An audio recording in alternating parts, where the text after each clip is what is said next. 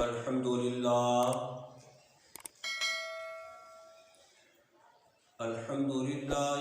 رب العالمين،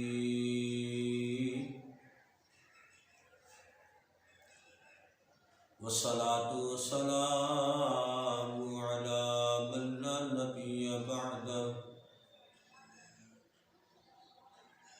وعلى آله وأصحابه وأزواجه وأولياء أمته وعلماء ملته أجمعين. أما بعد، فأعوذ بالله من الشيطان الرجيم. بسم الله الرحمن الرحيم.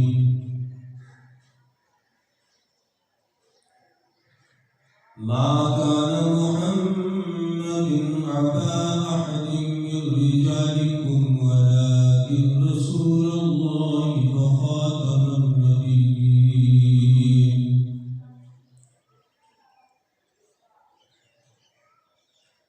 صدق الله العظيم. إن الله وملائكته يصلون على النبي يا أيها الذين آمنوا صلوا عليه وسلموا تسليما. اللهم صل على سيدنا وسندنا ومولانا وملجأنا ومحمد وبارك وسلم. صل عليه صلاة وسلام عليك يا سيدي يا سيدي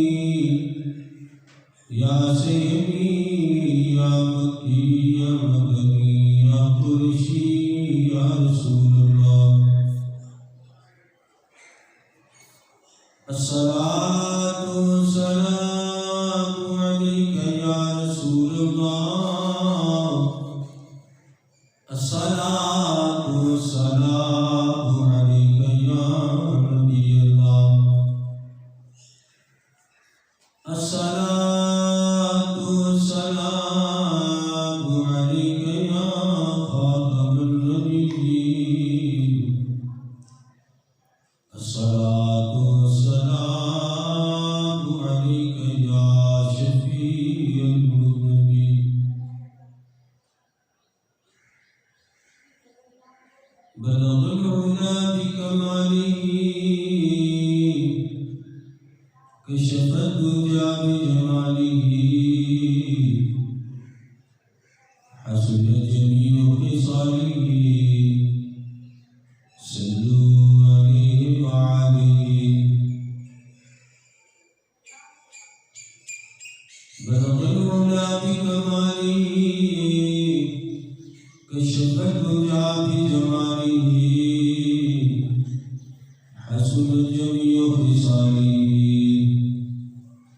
صلوا عليه وعليه.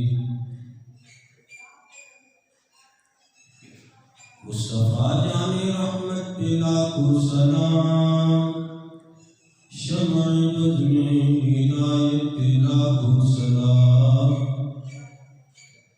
قد سبحانی گھڑی چمکتے گا کا چاند. اس کی محفوظ ساعت بلا کو سلام. عز و ناز خلافت بلا کو سلام. یعنی اس افضل خلق بعد الرسل. ثانی اثنین ہجرت بلا کو سلام. ترجمان نبی ہم زبان نبی جان شان عدالت بلا کو سلام. فاروق حق باطل الإمام الهدى ترغي مسلم شدت بلا سلام فاروق حق باطل امام الهدى ترغي مسلول شدت بلا سلام الزاہد مسجد احمدی بالدرود دولت جیش عشرت بلا سلام زاہد مسجد احمدی بالدرود دولت جیش عشرت بلا سلام یعنی عثمان صاحب قمیص الہدی اللہ کوشش شہادت بلا سلام مرتضی شیر حق اشجعی علی شجعی ساقی شیر شفت بلا سلام مرتضی شیر حق اشجعی لاشجعی ساقی شیر شفت بلا سلام مصطفیٰ جانی رحمت بلا سلام شمائی میں ہدایت بلا سلام حمد و ثنا حبیب درود و سلام حضور عاقل الجہاں امام الانبیاء خاتم الانبیاء احمدی مصطفیٰ نبی محمد مصطفیٰ صلی اللہ تعالی علیہ وسلم کی بارگاہ ایکسرا میں ہدیہ درود و سلام نظر کرنے کے بعد اللہ کریم جل جلالہ وعم نوالہ کی بارگاہ رب ازل میں دعائے دست دراز ہے کہ مولا کل جو کچھ بھی عطائے مرشدی سے میں عرض گزار کرنا چاہتا ہوں آقا جہاں صلی اللہ تعالی علیہ وسلم اور آپ کی آل پاک کی صدقے و برکت میں مجھے حق گوئی کی توفیق عنایت فرمائے اور حق سن کر آپ تمامین کو دل کی گہرائی سے عمل کی توفیق عنایت فرمائے۔ آج عید الفطر ہے اور ہم آپ تمامین نماز عید کے لیے جمع ہوئے ہیں۔ عید اصل ان خوش نصیبوں کے لیے ہے جنہوں نے ماہ رمضان المبارک میں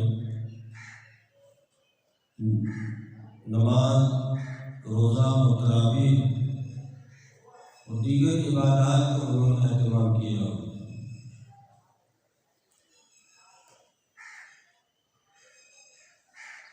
آج یعنی نماز عید آج کے دن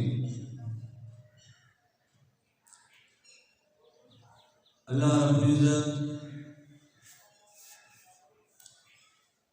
بلایا اس لیے اپنے بندوں کو کہ تم شکرانے کے طور پر 2 رکعت نماز پڑھو کہ تم کو میں نے توفیق بخشی ہے تم عبادت و ریاضت کرتے رہے۔ یقیناً اگر ہم لوگوں نے روزہ رکھا، نماز کا اہتمام کیا، تراویح کا اہتمام ہم لوگوں نے اگر کیا ہے اور عبادت و ریاضت کا سلسلہ ہمارا رہا ہے، اس میں ہماری کوئی قوت اور طاقت نہیں ہے، یہ محض اللہ رب العزت کا فضل ہے اور ہم آج اس کا شکر بھی ادا کرتے ہیں۔ پھر وہ آج انعام بھی دے گا۔ آج جزا کا دن ہے، جنہوں نے ماہ مبارک کو جس طرح سے اللہ اس کے رسول صلی اللہ علیہ وسلم چاہتے تھے انہوں نے گزارا، تو آج ان کو رب کے بارگاہ سے انعام و اکرام بھی دیا جائے گا۔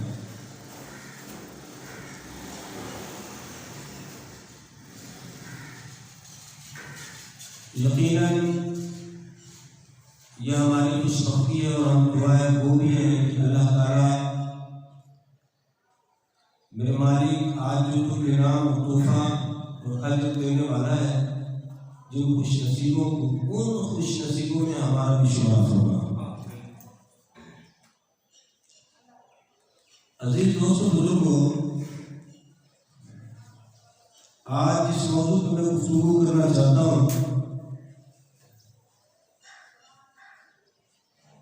اس وقت ملک پاکستان کا جو موجودہ صورتحال ہے وہ کوئی ڈھکی چھپی بات نہیں ہے۔ پاکستان اس وقت بہت بڑے امتحان سے گزر رہا ہے،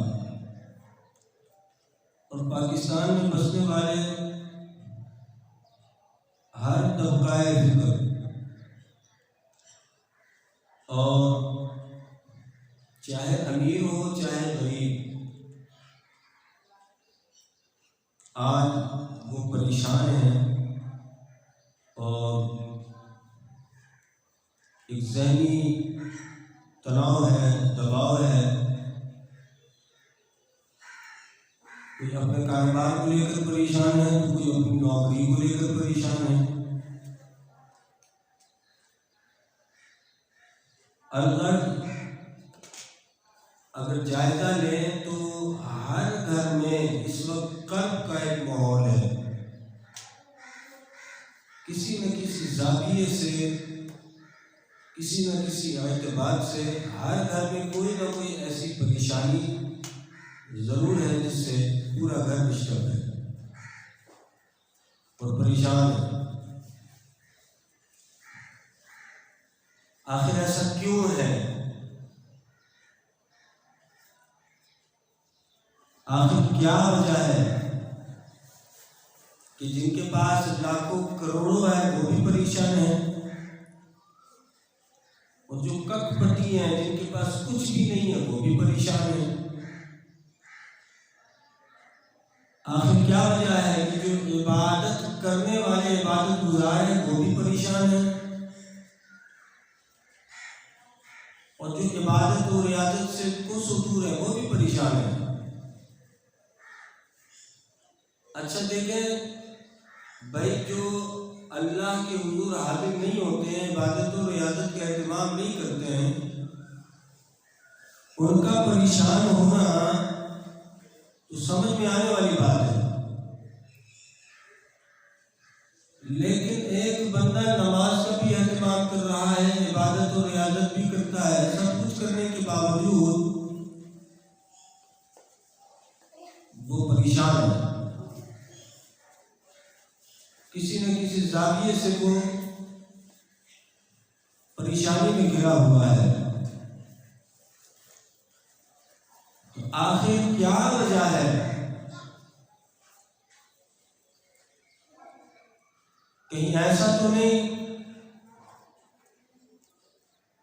ہم سے کوئی بہت بڑی بھول ہو رہی ہے؟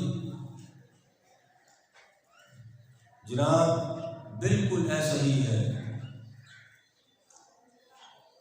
آج پاکستان میں بسنے والے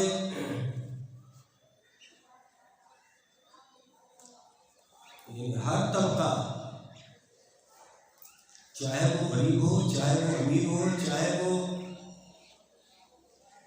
ملازم ہو چاہے وہ جناب وہ مالک ہو، ہر طبقہ اس وقت مشکل میں ہے۔ اور اس کی وجہ کیا ہے؟ ان مسائل اور غم دکھ تکلیف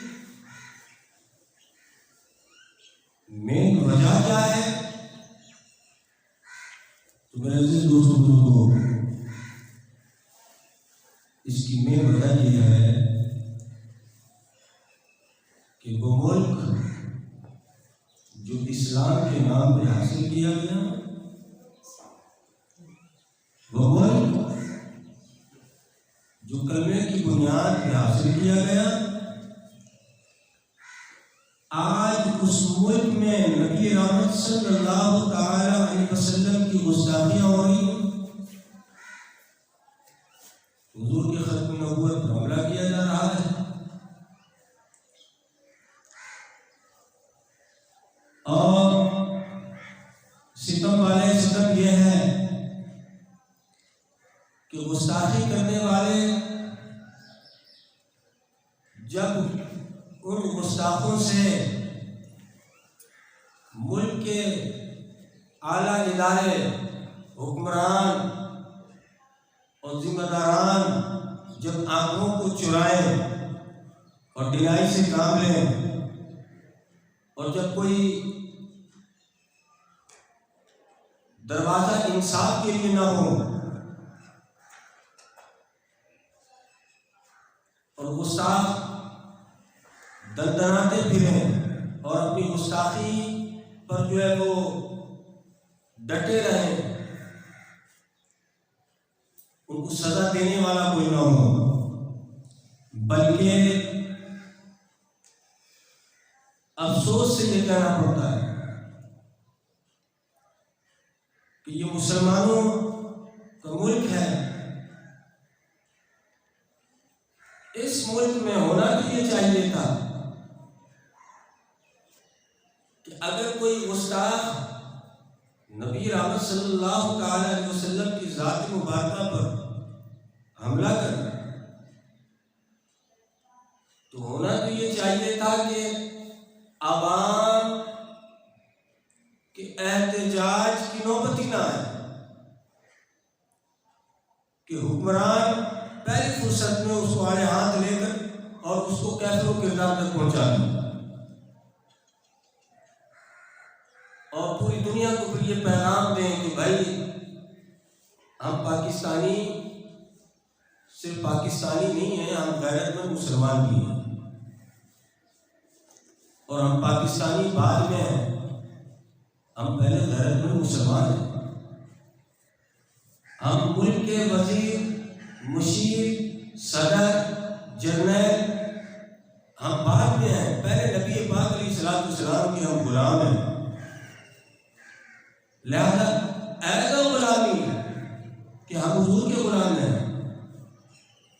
تو میری یہ ذمہ داری بنتی ہے کہ حضور کے گستاخ کو لمحے بھر کے لیے بھی سانس لینے نہ دیا جائے اور اس کو عبرت کا نشان بنا دیا جائے، لیکن افسوس کے ساتھ ایسا نہیں ہوتا ہے۔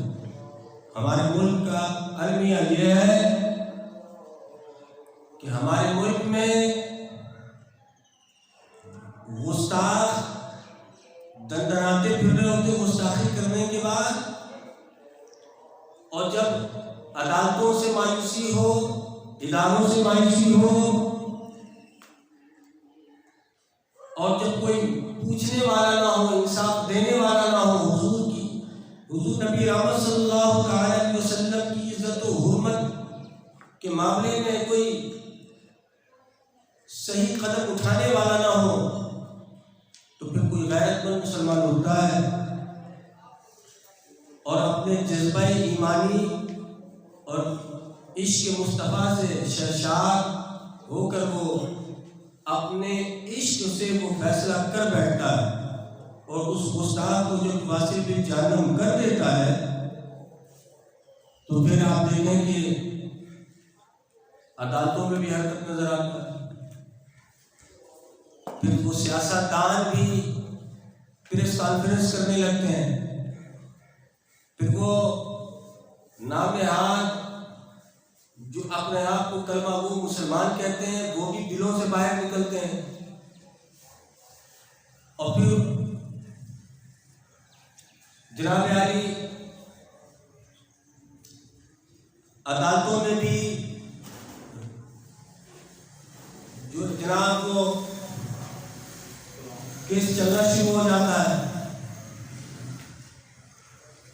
اور عدالت جو ہے اس فیصلے کو سننے میں بڑے سیریس ہو جاتے ہیں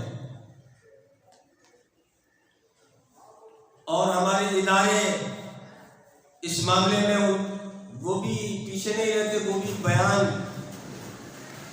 دینا شروع کر دیتے ہیں۔ اللہ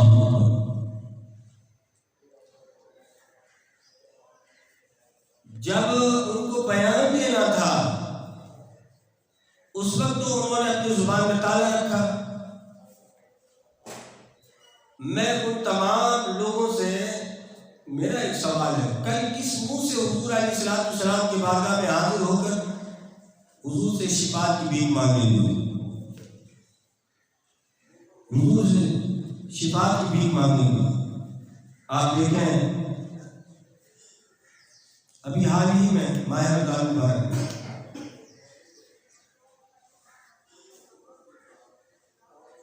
فیصل آباد میں ایک مرمونہ ختم نبوت پر حملہ کرتی ہے اور نبوت کا دعویٰ کرتی ہے،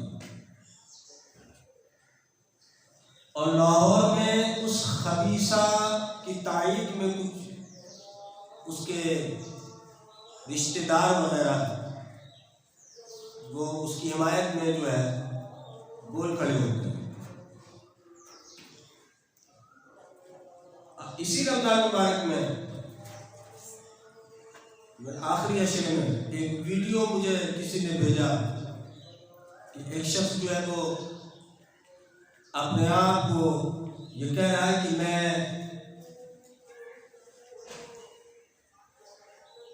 نائب امام مہدی ہوں۔ یہ سب کیوں ہو رہا ہے؟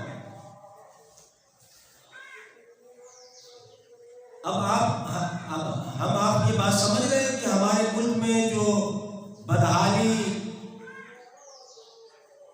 اور ہمارے ملک میں نحوست، پریشانی کہ ملک کا دیوالیہ ہونے کے قریب کیا ہو چکا اور نفسہ نفسی کا عالم ہے، اب آپ سمجھ رہے ہیں کہ وہ کیوں ہے؟ حضرت یوسف علیہ السلام کو جب آپ کے بھائیوں نے بیچ دیا تھا اور مصر کے بازار میں حضرت یوسف علیہ السلام کو بیچنے کے لیے لایا گیا تھا، اور مصر کے بازار میں حضرت یوسف علیہ السلام کی بولی لگائی گئی تھی۔ یوسف علیہ السلام اللہ کے نبی ہیں، لیکن جب حضرت یوسف علیہ السلام کی بولی لگائی جا رہی تھی اس وقت آپ کو نبوت عطا نہیں کیا گیا تھا۔ نبی تو یقیناً جو پیدا ہوتے ہیں تو نبی تو ہوتے ہی پیدائشی نبی ہیں، اعلان نبوت وہ بعد میں کرتے ہیں۔ ابھی تو انہوں نے اعلان نبوت نہیں کیا تھا، ابھی تو بچپن کا عالم تھا، اور بازار مصر میں صرف آپ کو خریدنے کے لیے بولی لگائی گئی۔ آپ توجہ سے یہ بات سنیں، اور ایز اے مسلمان ہمیں یہ بات سوچنی چاہیے کہ جب بازار مصر میں بولی لگائی گئی حضرت یوسف علیہ السلام کو خریدنے کے لیے، تو اللہ رب العزت کو یہ اس قدر ناپسند ہوا حضرت یوسف علیہ السلام کے معاملے میں، اور رب اس قدر رب کو جلال آیا کہ مصر میں اللہ رب العزت نے قحط سالی نازل کر دیا۔ قحط سالی جو آج آپ کے ملک میں نظر آ رہا ہے نا، قحط سالی، وہ اناج کے لیے ترس گئے، اور رب تعالی نے وقت تک بازار یعنی مصر سے اس وقت تک اللہ رب العزت نے قید کو اٹھایا نہیں جب تک بازار مصر میں دودھ پیتا بچہ بازار مصر میں بیچنے کے لیے لایا نہیں گیا. یعنی حضرت یوسف علیہ السلام کے قدموں میں دودھ پیتا بچہ جب تک اس کی بولی نہیں لگی اللہ رب العزت نے مصر سے قید کو اٹھایا نہیں. آپ ذرا سوچیں، صرف بات اتنی ہے کہ حضرت یوسف علیہ السلام کو خریدنے کے لیے بازار مصر میں بولی لگایا گیا تھا، تو رب کو اپنے یوسف علیہ السلام کی بولی کا لگانا اس قدر توہین رب کو لگا کہ میرے یوسف علیہ السلام کی اتنی توہین کی بازار مصر میں بولی لگایا جا رہا خریدنے کے لیے. تو رب نے مصر میں قید نازل رب نے کر دیا. اللہ اکبر. پاکستان میں اور پوری دنیا میں آج جس نبی کی توہین کی جا رہی ہے وہ تو حضرت یوسف علیہ السلام کی بھی نبی ہے. وہ تو حضرت یوسف علیہ السلام کی بھی نبی ہے. تو حضرت یوسف علیہ السلام کے معاملے میں رب نے یعنی رب کو اتنا جلال آیا کہ اس نے قحط ساری مصر میں اس نے قحط ساری کو نازل کر دیا. تو اپنے معبود کے معاملے میں آج جو کچھ آپ دیکھ رہے ہیں پاکستان میں کہ فلاں سیاستدان فلاں سے لڑ رہے ہیں، فلاں سے لڑ رہا ہے، اور یہ آپس میں جو جنگ کر رہے ہیں یہ جنگ اصل اقتدار کا ہے. یہ اقتدار اور کرسی کے لیے یہ روڈوں میں نکلتے ہیں. یہ اقتدار کے لیے ایمبولینس میں مریض ہو تو اپنے اقتدار کے لیے اس مریض کو مرنے دیتے ہیں، رستہ نہیں دیتے ہیں اپنے اقتدار کے لیے. لیکن بات ناموس رسالت کی ہو، بات ختم نبوت کی ہو، بات شارع اسلام کی ہو، تحفظ اسلام کی ہو، بات قرآن مقدس کے تحفظ کی ہو، اور کوئی نکلے احتجاج کرے اور سب، کیونکہ پاکستان کا ماحول ہی ایسا بن چکا ہے جب تک آپ سڑکوں میں نکلیں گے نہیں، احتجاج کریں گے نہیں، آپ کو کوئی سنے گا نہیں. لیکن دیکھیں دونوں معیار دیکھیں، کوئی اپنے لیڈر کی عزت کے لیے نکلے تو اس کو سیکورٹی دیا جاتا ہے، اس کو نفری دی جاتی ہے، ان کا تحفظ کیا جاتا ہے. اور کوئی حضور کی عزت کے لیے، حضور کے ختم نبوت کے تحفظ کے لیے میدان میں نکلے تو پھر انہیں سیکورٹی نہیں، تحفظ نہیں دیا جاتا، بلکہ انہیں گولیوں سے بھونا جاتا ہے، ان کا قتل عام کیا جاتا ہے. جب اس طرح کا صورتحال بن جائے تو پھر انتظار کرنا چاہیے کہ وہ رب بڑا غیرت مند ہے اور وہ اپنے حبیب کی عزت و ناموس اور ختم نبوت کا خود محافظ ہے. یہ تو جب اس طرح کی کوئی گستاخی ہو جائے تو ہر ایک مسلمان جو ہے نا اس کی آزمائش ہو رہی ہوتی ہے، کیونکہ وہ پڑھتا ہے لا الہ الا اللہ محمد رسول اللہ. اور نبی پاک علیہ السلام حضرت عمر رضی اللہ تعالیٰ عنہ جب آپ مسلمان ہوئے تو حضرت عمر رضی اللہ تعالیٰ عنہ، عمر فاروق رضی اللہ تعالیٰ عنہ حضور کی بارگاہ میں عرض گزار ہوئے، یا رسول اللہ صلی اللہ علیہ وسلم، میں اپنے جان کے بعد سب سے زیادہ جس سے محبت کرتا ہوں یا رسول اللہ وہ آپ ہیں. یعنی کائنات میں سب سے زیادہ میں اپنے جان سے زیادہ پیار کرتا ہوں، اور جان کے بعد جس سے سب سے زیادہ پیار کرتا ہوں یا رسول اللہ وہ آپ ہے۔ تو نبی رحمت صلی اللہ علیہ وسلم حضور علیہ السلام نے فرمایا اے عمر ابھی تو مومن نہیں ہوئے ہو۔ تو حضرت عمر رضی اللہ تعالیٰ عنہ پھر آگے سے کہا یا رسول اللہ میں اپنے جان سے بھی زیادہ آپ سے محبت کرتا ہوں۔ حضور نے فرمایا عمر اب تم مومن ہوئے، اب تم مومن ہو۔ مومن مسلمان اس کے لیے تو یہ امر ضروری ہے کہ وہ اپنے جان مال عزت آبرو بیوی بچے اولاد اپنا مال جو کچھ بھی ہے کائنات کے ہر شے سے زیادہ وہ حضور علیہ السلام سے محبت رکھے۔ اور اگر ایسا نہیں ہے تو پھر ہم آپ سب کو یہ بات گوشہ تنہائی میں ضرور سوچنا چاہیے کہ کل یہی دل حضور کے بارگاہ میں لے کر جائیں گے۔ یہ دل جس دل میں کئی دنیاوی چیزوں اور دنیاوی اشیاء کی محبتوں کو ہم نے جمع کر رکھا تھا، کس کے مقابلے میں سرکار دو عالم صلی اللہ علیہ وسلم کی عزت و ناموس اور ختم نبوت ذات رسالت کے مقابلے میں۔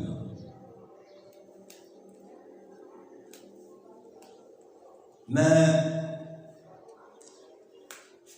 حضرت سعد بن ربیع حضور کے جانثار صحابی ہیں، گفتگو سمیٹ دوں نماز کی تیاری کرتے ہیں۔ حضرت سعد یہ حضور کے صحابی ہیں، احد کے میدان میں یہ شدید زخمی ہو گئے۔ سرکار دو عالم صلی اللہ علیہ وسلم حضور علیہ السلام نے حضرت علی رضی اللہ تعالیٰ عنہ سے کہا کہ علی جا کر دیکھو احد کے میدان میں ہمارے کتنے شہید ہوئے، اور سعد بن ربیع کے بارے میں خبر لے کر آؤ کہ وہ کہاں ہیں اور کس حال میں ہیں۔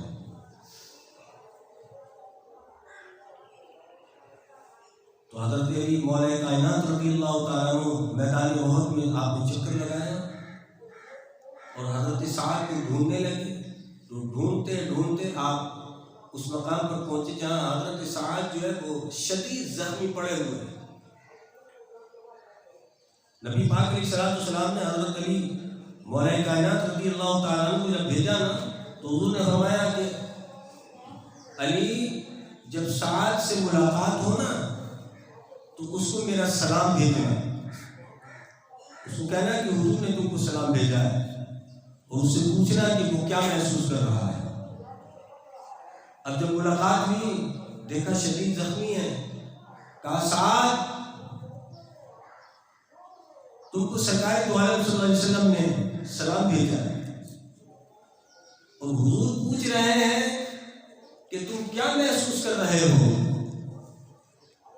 تو حضرت سعد بن ربیع آپ فرماتے ہیں اے علی میں ہوں تو احد کی زمین میں، لیکن میں اس زمین میں جنت کی خوشبو محسوس کر رہا ہوں۔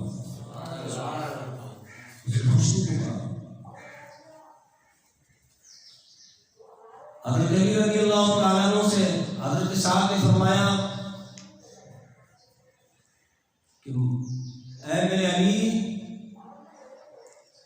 میری یہ نصیحت، میری یہ وصیت اور میرا یہ پیغام میرے محبوب کے غلاموں تک پہنچا دو۔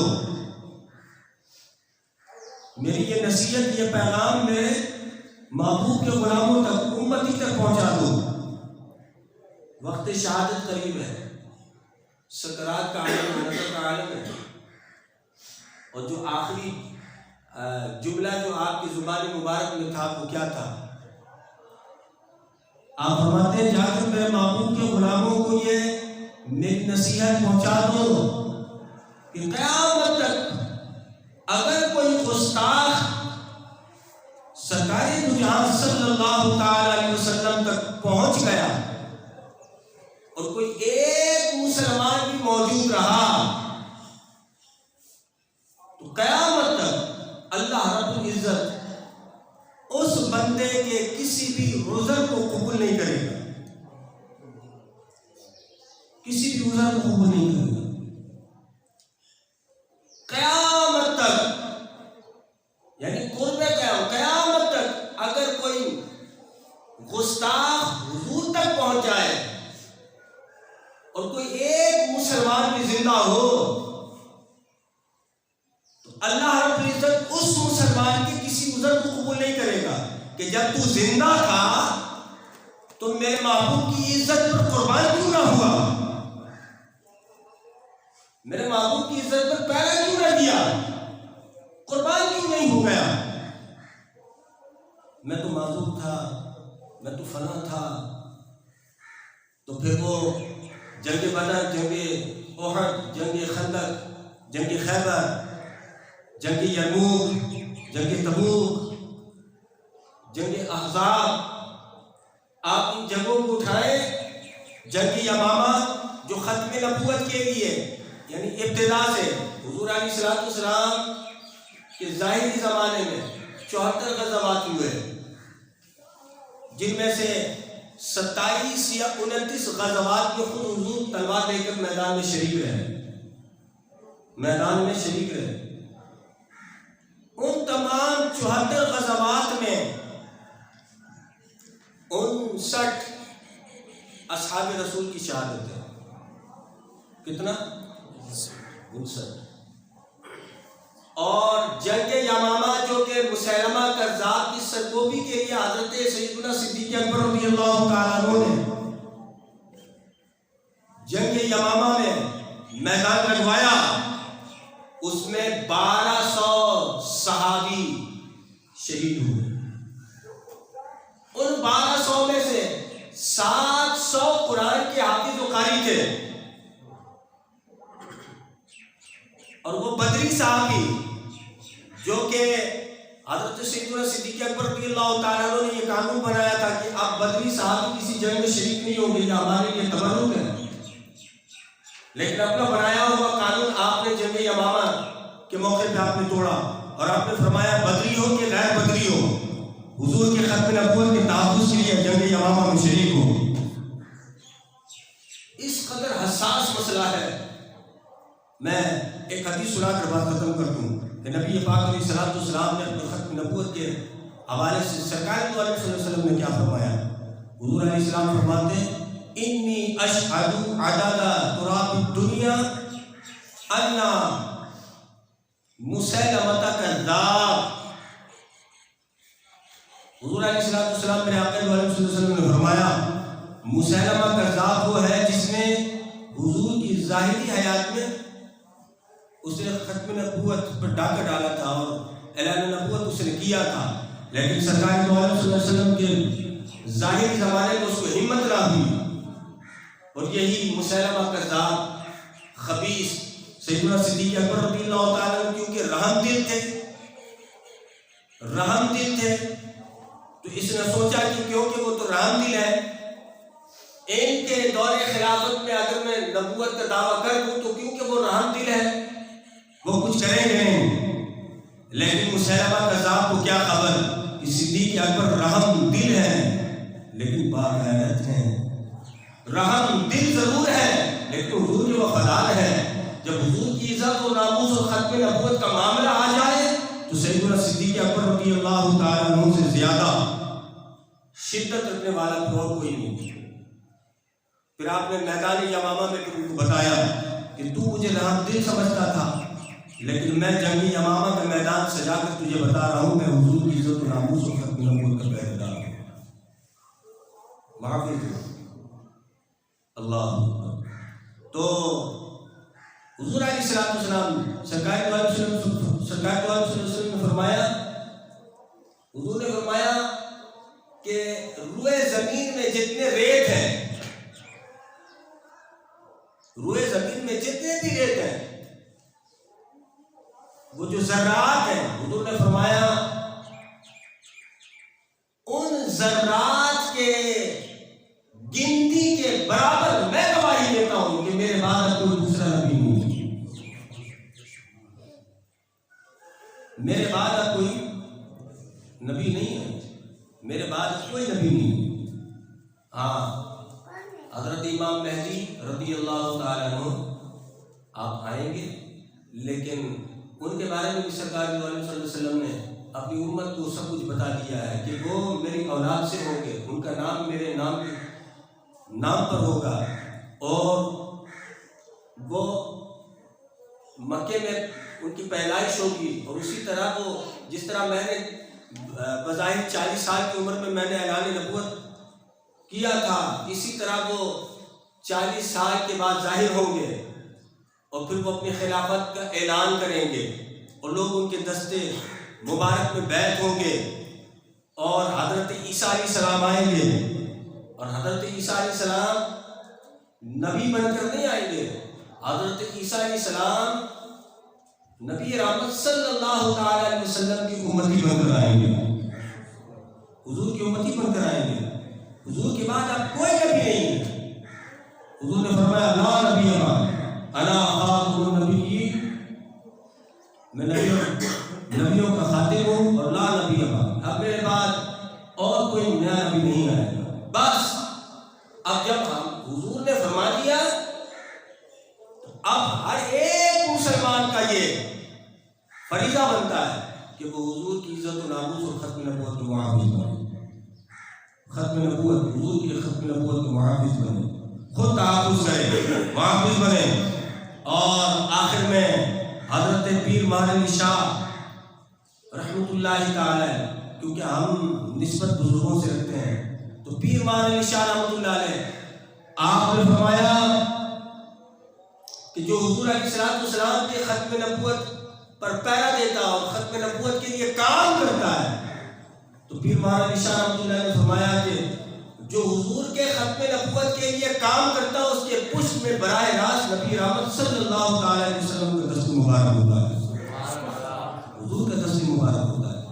بس ہمیں نہیں پتا کہ ہماری زندگی کتنی ہے، لیکن ہم یہاں سے نیت کر کے ضرور اٹھیں کہ جب بھی حضور کی عزت اور ناموس اور ختم نبوت کا مسئلہ آئے گا تو ہم ایز اے مسلمان حضور کے مطابق کی حیثیت سے ہم حضور کے ختم نبوت اور حضور کی عزت و ناموس کے محافظ بن کر میدان میں آئیں گے، اپنی طاقت و قوت اور اپنی صلاحیتوں کو بروکار ڈالتے ہوئے حضور کی عزت و ناموس ختم نبوت پر پیرا دیں گے، یہی ہمارا سرمایہ ہوگا۔ اور نہیں تو آپ دیکھ لیں ابھی پاکستان میں جو کچھ ہو رہا ہے،